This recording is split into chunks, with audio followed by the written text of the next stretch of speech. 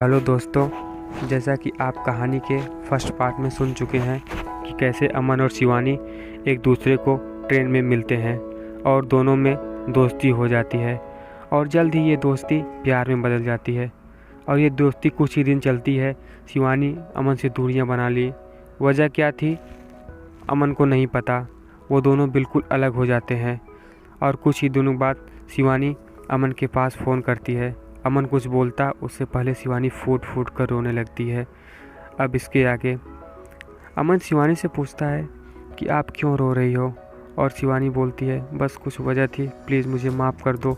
शिवानी की बातों से ऐसा लगता है कि उसे अपने किए पर बहुत पछतावा है। अमन ने शिवानी से दोबारा पूछता है कि क्या वजह थी कि आप मुझसे इतनी दूरियां बना ली थी। शिवानी ने कहा कुछ वजह थी, जब समय आएगा मैं आपको बता दूंगी, लेकिन प्लीज़ मुझे माफ़ कर दो। अमन ज़्यादा कुछ ना सोचते हुए शिवानी को माफ़ कर देता है। इतने दिनों के बाद दोबारा शिवानी को वापस आने से अमन फिर से खुशी हो जाता है। अब दोनों फिर से पहले जैसे बातें करने लगते हैं, लेकिन अमन को इस बात को लेकर हमेशा चिंता रहती थी कि क्या वजह थी कि कुछ दिनों के लिए शिवानी मुझसे इतनी दूरियां बना रही थी। फिर भी अमन शिवानी को माफ़ कर देता है। शिवानी भी इस बात से खुशी हो जाती है कि अमन उसे माफ़ कर देता है। फिर वो दोनों पहले जैसे बातें करने लगते हैं। वो रातें रात तक बात करना, एक दूसरे की तारीफ़ करना। दोनों को मिले हुए काफ़ी दिन हो गए थे। वो दोनों एक दूसरे से मिलना चाहते थे, पर अमन का एग्ज़ाम चल रहा था, जिसकी वजह से अमन इस समय उनसे नहीं मिल पाया। एग्ज़ाम समाप्त होने के बाद वो शिवानी से मिलने जाता है। जब वो शिवानी से मिलने जाता है तो अमन की खुशी का कोई ठिकाना नहीं रहता। अमन जब शिवानी से मिलता है तो उसे ऐसा लगता है जैसा वर्षों की खोई हुई चीज़ उसे वापस मिल जाती है। जब शिवानी अमन के पास जाती है तो अमन से गले लगाकर रोने लगती है और कहने लगती है कि मैं ये कभी नहीं चाहती थी कि मैं आपसे जुदा हूँ, पर मेरे और आपके प्यार के बारे में मम्मी को पता चल गया था। वो नहीं चाहती थी कि मैं आपसे बातें करूं। मम्मी ने मुझे आपसे मिलने और बातें करने के लिए मना किया था। अगर मैं मम्मी के विरुद्ध जाती तो मम्मी को बहुत दुख होता, इसलिए मैं आपसे कुछ दिनों के लिए दूरियां बना ली थी। आपको पता है इन बीते हुए दिन मेरे लिए कितना दुखमय था, ये मुझसे ज़्यादा कोई नहीं जान सकता। आपको देखे बिना, आपसे बातें किए बिना एक दिन भी गुजारना मेरे लिए कितना मुश्किल होता है। फिर ये पूरे 2 महीने मैंने कैसे गुजारे ये मुझे ही पता है। जब मैं खुद को रोक नहीं पाई तो मैं आपसे मिलने के लिए ठान लिया। अब चाहे जो भी हो मैं आपका साथ कभी नहीं छोड़ूंगी। आपसे बहुत प्यार करती हूँ। इस तरह की बातें सुनकर अमन बहुत दुखी हो जाता है। कुछ भी हो, दोनों को प्यार में बहुत दर्द था।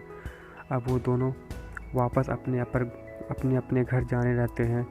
फिर अमन अपने बैग से एक गिफ्ट शिवानी को निकाल के देता है। शिवानी उसे पाकर बहुत खुश हो जाती है। अमन शिवानी से कहता है कि ये एक मेरी मोहब्बत की तरफ से आपको एक छोटा सा तोहफ़ा, और हाँ, ये एक सिर्फ तोहफ़ा ही नहीं है, एक आईना है जिससे आपको दिखाई देगा कि मैं आपको किस नज़रिए से देखता हूँ। फिर दोनों अपने अपने घर चले जाते हैं। जब शिवानी घर जाती है तो सबसे पहले उस तोहफ़े को खोलती है और देखती है उसमें एक कांच का ताजमहल रहता है और उसके साथ एक खत रहता है। शिवानी खत को पढ़ती है। उसमें अमन लिखा रहता है कि शिवानी, आप मेरे लिए क्या हो ये मुझे खुद नहीं पता, बस मैं ये जानता हूँ कि आपके बिना मेरी ज़िंदगी बहुत अधूरी थी। अब आप मेरी ज़िंदगी में आ गई हो, मुझे मेरी खोई हुई ज़िंदगी वापस आ गई है। शिवानी, मैं आपसे बहुत प्यार करता हूँ। मैं आपसे शादी करना चाहता हूँ। मुझे पता है कि आपके मम्मी पापा शायद इस रिश्ते को इनकार कर दें, पर प्लीज़ आप मेरे लिए अपने मम्मी पापा से एक बार शादी की बात ज़रूर करिए। शिवानी तुरंत अमन के पास फ़ोन लगाती है और कहती है, अमन, मैं भी आपसे बहुत प्यार करती हूँ और मैं भी चाहती हूँ कि मैं आपसे शादी करूँ। कल करवा चौथ है और मैं मम्मी से शादी की बात करके आपके लंबे उम्र के लिए व्रत रखूँगी। फिर दोनों फ़ोन रख देते हैं। अगले दिन जब शिवानी के पास अमन फ़ोन लगाता है तो शिवानी का फ़ोन बंद रहता है। अमन कुछ देर तक इंतज़ार करता है और फिर दोबारा फ़ोन लगाता है। फिर भी शिवानी का फ़ोन बंद मिलता है। अमन परेशान हो जाता है। 2 दिन तक शिवानी का फ़ोन बंद रहता है। फिर अमन शिवानी के घर जाने के लिए ठान लेता है और वो शिवानी के घर चला जाता है। अमन जब शिवानी के घर जाता है तो उसके घर पे काफ़ी लोग रहते हैं। अमन बिना डरे हुए शिवानी से उसकी मम्मी से शिवानी के बारे में पूछता है तो शिवानी की मम्मी रोने लगती है। अमन को लगने लगता है कि कुछ गलत हो गया है। अमन ने कहा कि आप क्यों रो रही हो और शिवानी कहाँ है। फिर अमन को शिवानी की मम्मी शिवानी के रूम में ले जाती है। अमन जब रूम में जाता है तो डर जाता है। शिवानी की फ़ोटो पर माला देखकर अमन फूट फूट कर रोने लगता है। वो खुद को संभाल नहीं पाता और वहीं गिर जाता है और बहुत रो रहा था। शिवानी की मम्मी से इसके बारे में पूछता है कि क्या हो गया ये। तो शिवानी की मम्मी उससे कहती है, बेटा 2 दिन पहले शिवानी मुझसे अपनी और तुम्हारी शादी के लिए बात करने आई थी। मैंने शादी के लिए राज़ी हो गई और शादी के लिए हाँ कर दिया। शिवानी इस खुशी को रोक नहीं पाई और वो भगवान का शुक्रिया अदा करने के लिए मंदिर चली गई और वहीं शिवानी का एक्सीडेंट हो जाता है और मेरी बेटी इस दुनिया को अलविदा कह दिया।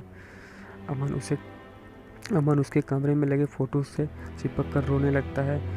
काफ़ी देर तक उसी कमरे में था। फिर अमन का एक दोस्त उसको लेने के लिए आता है। जब अमन जाने लगता है तो शिवानी को एक फ़ोटो और उसका एक रुमाल जो पिंक कलर का था वहीं से ले लेता है और उसे अपने साथ लेके चला जाता है। शायद इसी के सहारे अमन शिवानी को हर पल याद कर सके। अमन अपने दोस्त के साथ वही जगह पे जाता है जहाँ शिवानी का एक्सीडेंट हुआ रहता है। शिवानी के खून के धब्बे सड़क पर आज भी लगे हुए थे। उसे देखकर अमन वहीं बैठ जाता है और उस खून के धब्बों पर छूकर रोने लगता है। फिर अमन का दोस्त अमन को ज़बरदस्ती वहाँ से उसके घर। बस इतनी सी थी ये कहानी।